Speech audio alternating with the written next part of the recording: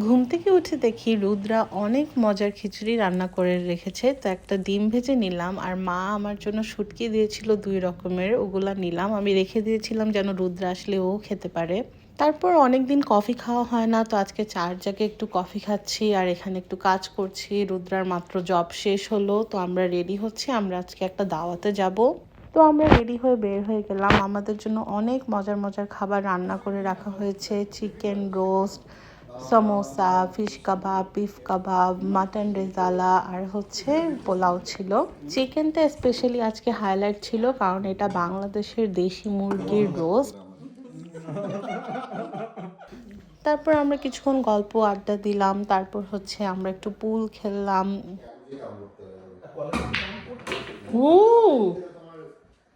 তারপর আমরা পোকার খেললাম। আমরা সবাই একসাথে হলেই অলওয়েজ পোকার খেলি। স্পেশাল একটা ব্ল্যাক কার্ড বের করলো, এটা আমরা কেউই চোখে দেখতে পারছিলাম না, পরে আমরা সুইচ করে রেগুলার কার্ডস দিয়ে খেলেছি। And Sattar bro won the game, so he's collecting all his chips, and that's it for today guys. Thank you.